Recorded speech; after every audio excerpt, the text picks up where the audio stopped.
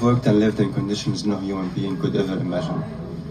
The healthcare system, the medical staff, and the hospitals themselves were direct targets of the occupation in an attempt to prevent families from remaining in their homes and neighborhoods. And now he is imprisoned without reason, separated from his family and community. I call for the release of Dr. Abu Safiya.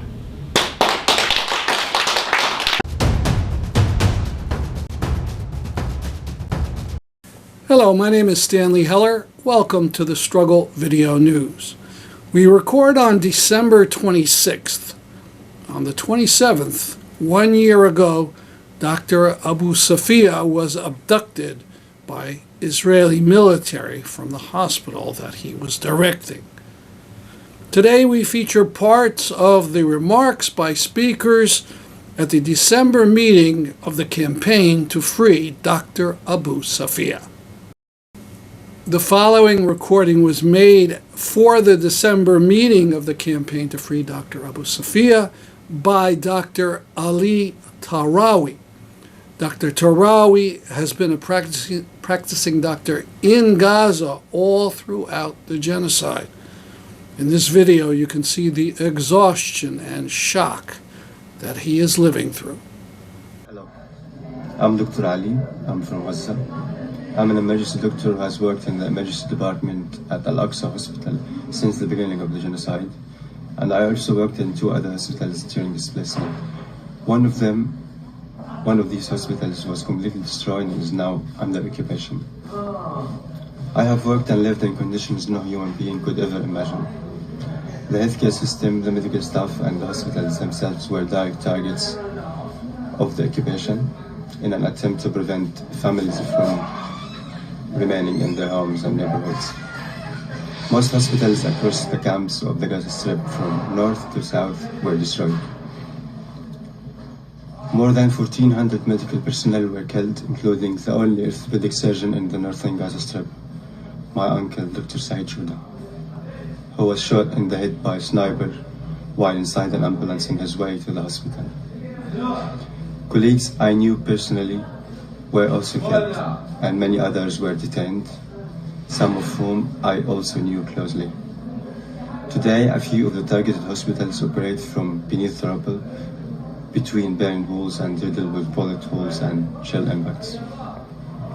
The already collapsing health system has been and continues to be a central target in this genocidal war, a primary tool used to deepen suffering and strip people of their humanity, even the weakest and most vulnerable among them. And on a personal level, and through endless struggles against this injustice, suffering, and oppression, I have lived experiences that can neither be forgiven nor forgotten. I have seen children carried into the emergency room with their organs outside their bodies, mothers torn apart, and innocent people burned and dismembered, arriving by thousands in a single moment. The simple ability to ease their pain was often a bitter dream, a purely human goal that many times never saw the light. I saw patients deteriorate further simply because they were deprived of their medications and even the minimum level of medical care. And countless times, I stood powerless before patients who desperately needed the oxygen to survive, and I had none to give. Obtaining even the bare minimum of medical supplies was considered a miracle. The occupation did not allow any medical supplies to enter throughout the genocide and continues to block them to this very moment. The occupation surrounds Gaza from all directions, trapping countless critically injured people and patients who urgently need to travel for treatment abroad, while people literally die waiting for any change that might save their lives. The occupation also prevents volunteer doctors from outside Gaza from entering, and now even stops them from bringing the simplest medical tools. Dr. Ian told me that they did not allow him to bring even his stethoscope. The occupation continues to obstruct the arrival of highly skilled doctors whose expertise is crucial for saving lives here, simply because they expose its crimes and propaganda. How is it possible that doctors who travel thousands of miles risking their life to save someone here is punished and threatened? How is it possible that those who simply stood against the machinery of genocide are accused of terrorism, imprisoned, and some left to starve to death in British prisons? Let me walk you through the outcome of the Peace Council that was created a few weeks ago for Gaza and its inhabitants. In my last shift, we faced a severe shortage of doctors. 18 hours into my shift, I found myself dealing with many patients alone, all at the same moment. Most of them had critical issues, and delayed care for even minutes could have cost them their lives. Their families kept asking for reassurance and next steps again and again, and it was almost impossible to answer everyone at once when I was myself exhausted and stressed, perhaps more than anyone around me. You feel the overwhelming responsibility to give each one of your patients even every bit of attention you can, to make every patient and every relative feel safe, but you simply cannot. You might manage it for once, but eventually the ability slips away and you feel your mind collapsing in front of your patient's beds. Unable to think, unable to recall or do the things that you would normally knew or do with clarity. You keep going because you must, but you cannot face on every detail. You cannot focus when you are handling so much at once. You try your best, but you cannot grasp everything. And in the end, you are reminded that you are just human, not a machine. You become tired, unable to think clearly or focus enough to make the best decisions for everyone. This leaves you feeling defeated, overwhelmed, and trapped in the dilemma. Experiencing this is not just overwhelming, it's heartbreaking and it's dehumanizing for both me and my patients. A quick note, on the 27th, there'll be a Zoom meeting, a reading of the last posts in 2024 of Dr. Abu Safiya. 8 activists will read the posts, and then there'll be discussion of what actions might be taken to help win his freedom and that of other medical workers. Scan the QR code here to register. At the meeting, several elected leaders spoke. We begin with the state representative for West Hartford, Jillian Gilchrest. I want to thank the museum founder and director, Faisal Saleh, for having us today, and Justine McCabe for inviting me. When I learned of Dr. Abu Safiya, my heart hurt. He was displaced in the 1948 Nakba to a refugee camp in North Gaza. He ended up attending school outside the region, but came back to Gaza to serve his community. He has taken care of people hurt in this war, witnessing numerous deaths and experiencing immeasurable sadness, including burying his own son. And now he is imprisoned without reason, separated from his family and community. I call for the release of Dr. Abu Safiya.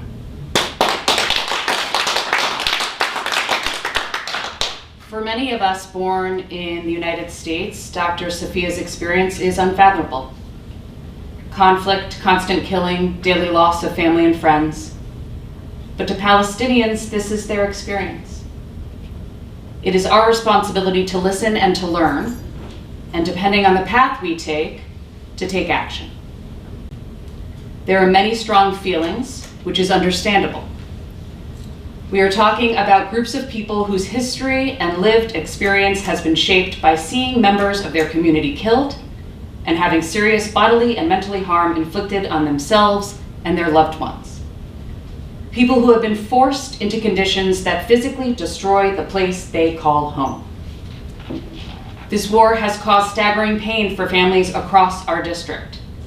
I've heard from Palestinian families and from Jewish families, both experiencing profound grief and fear for their loved ones. No community's suffering should be dismissed or minimized. My responsibility is to all of them and to the truth about the human cost of this war.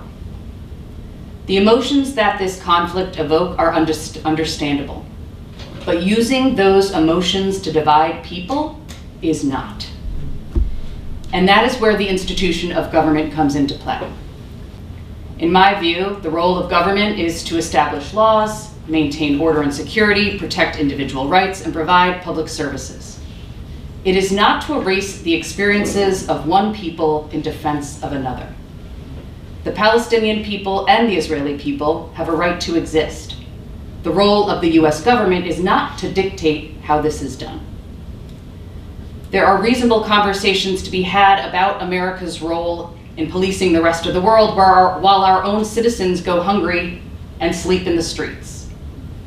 But we should all agree that our tax dollars should not fund the killing of children and the indefinite detention of their doctors. The comprehensive plan to end the Gaza conflict gives the US decision-making power over something they have no right deciding, especially under a Trump administration and a Netanyahu government. We cannot ignore the role the US has played in the Israeli-Palestinian conflict. Children's hospital rooms have been turned into battle zones, and medical workers have been obstructed from treating the injured. The mass death of children in Gaza demands accountability, not just for Netanyahu's government, but for the American officials who financed this devastation.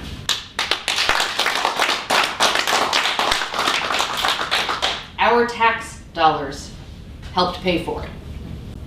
I commit to you to do all I can to ensure that the US promotes and observes human rights and fundamental freedoms of all people. What has been done and continues to be done to the Palestinian people is not humane, but saying so is. Thank you for having me here. Now, Abdul Omanu of the Hamden, Connecticut Legislative Council. My introduction really to the genocide and some of the crimes against humanity that we've all been witnessing, for some of us for 2 years, for many of us actually decades, in the entirety of our whole entire life. In fact, for some folks, interwoven within the grain of their existence.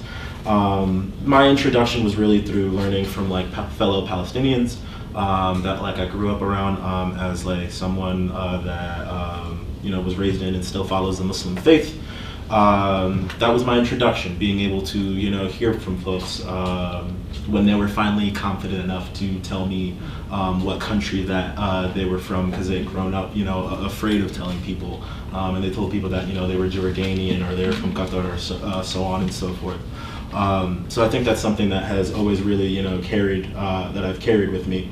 But I think especially within the past 2, even I think 3 years, because before you even get to October 7th, you have some of the raids of the Al-Aqsa Mosque in 2023 that happened earlier in the year before you had October 7th, and so on and so forth. What really has become clear and apparent to me is that isn't really the point and truly isn't enough.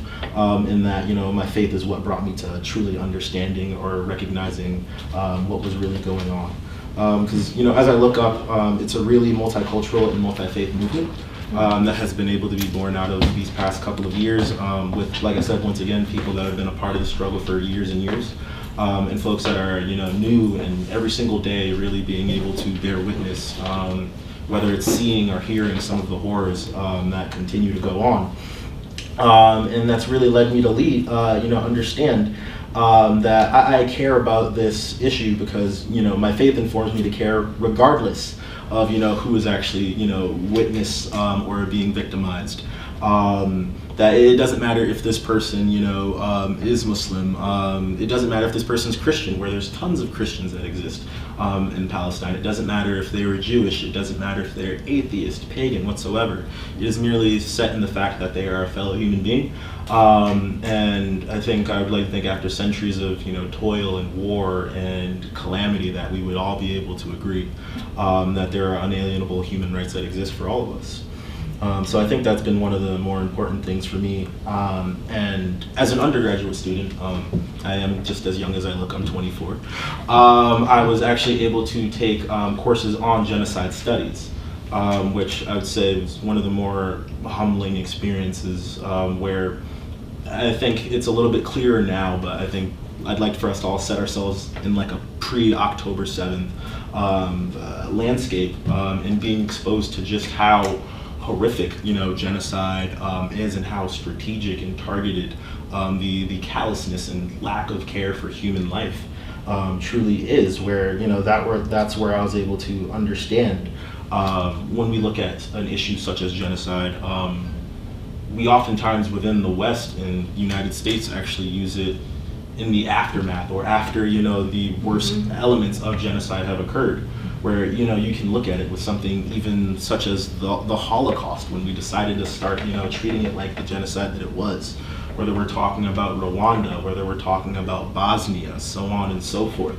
Within the imperial court, it is almost law or a given that we treat genocide as such long after some of the worst crimes and harms against humanity have been acted out, carried out, where we have to be able to talk about the intentional targeting of healthcare workers in the infrastructure, that really is done with the intent of leading towards mass casualty.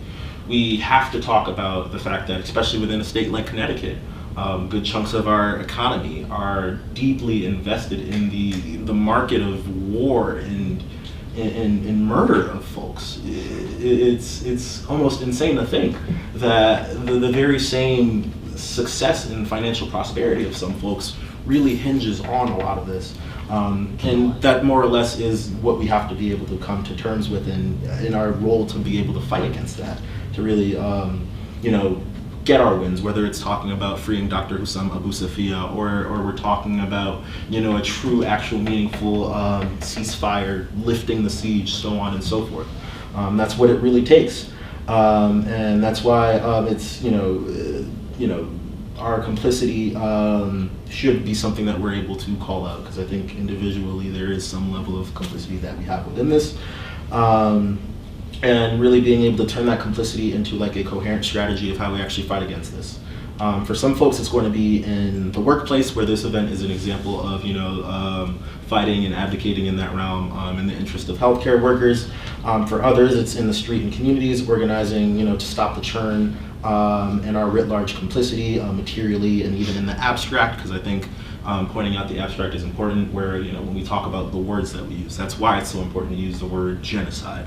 That's why it's important for folks like Dr. Brewer to be able to as powerfully and viscerally really speak to some of the horrors that they've witnessed. As when we water down and dampen the language that we use, it really does take away from like the true reality of the human suffering that we are witnessing, where maybe that's one of the reasons why we can maybe find solace and thankfulness in like the advent of multimedia, the fact that we are in an era where we can actually be able to see these things and understand that this pain and suffering is not it may be hundreds of miles away, but it's something that we all can actually be able to see and feel in a way.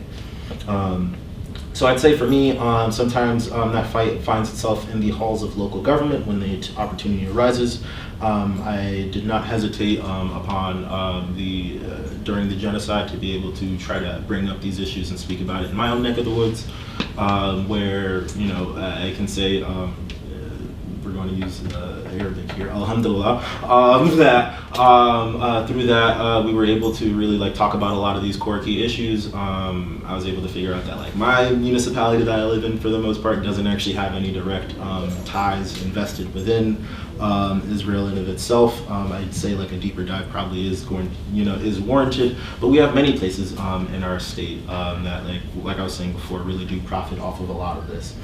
And more or less before I go, I think one of the things that I had on my mind quite a bit was a recent picture of Ben Gvir, the chief of, I forgot what he's more or less what securities, national security for Israel. He actually was seen wearing a noose pin. More or less advocating for their ability to create a death penalty for terrorism for Palestinians. This is something that, much like is codified and sanctioned within the state of Israel, is something that would only be able to apply to Palestinians, which is why, like I was saying, language is important. What we are here for is like a free Palestine and a Palestine in writ large area where Palestinians are actually granted like these same rights and recognition of their humanity as Israelis in that area. But yeah, when we're looking at something such as a noose pin, a golden noose pin, to be able to advocate for the state-sanctioned slaughter, because I'd like to add state-sanctioned once again, because going back to the fact that words matter, there already is slaughter that exists. Every time the Israeli government hands a settler in the West Bank a gun, they hand them that gun understanding that this is a gun that may be used to brutalize a Palestinian. And those guns oftentimes are actually made in coal factories in Connecticut, if I were to really call that out. So I look at that noose and that pin, and I see, the advocation for state-sanctioned violence and murder. I see, myself as someone who is, black, what that could possibly mean for me, and the understanding that there has never been an instance in human history where a noose has stood for a good thing. And here we have like a government official, parading this around, almost as if it's his goal and his trophy to be able to realize and achieve this dream. And as upset and angry as that makes me understand, the importance of this struggle, the importance of this fight. Whether it's, like I was saying, in our workplaces, at the local level, at the state level, at the federal level. I think that this is something that I'm happy and proud to be a part of, and continue to figure out, how we actually can, make this fight like a successful one that we win. 1. Justine McCabe, who led the meeting, read some of the words of a recent statement by B'Tselem, an Israeli-Palestinian human rights organization. Just a few words to encourage us. This is a statement from the Israeli human rights organization B'Tselem, which they say this is the time to choose a side. 2 months into the so-called ceasefire, Israel continues to kill and starve residents of Gaza and to kill residents of the West Bank while accelerating its violent ethnic cleansing of the area. Last week, the world was exposed again to the consequences of Israel's onslaught as winter storms, Hurricane Byron, lashed Gaza, and hundreds of thousands of displaced persons huddled in makeshift tents while entire areas were flooded, and many are just simply without tents now. 2 years of bombing have destroyed the sewage and drainage systems, leaving rainwater to mix with raw sewage in a dangerous combination that raises the already high risks for disease and infection. Children have been documented barefoot and in summer clothes in the freezing cold, while Israel continues to block the entry of thousands of trucks carrying blankets, warm clothing, and essential humanitarian aid, and I would add especially medical aid. B'Tselem goes on to say, we cannot accept normalizing the erasure of human beings. Today, the poet Mossab Abu Toha posted this video, obviously taken by an Israeli soldier. It's of the indescribable destruction of the Jabalia camp in Gaza. Until a few years ago, that camp had 100,000 inhabitants. Incredible. So Jabalia זה בית החולים האינדונזי.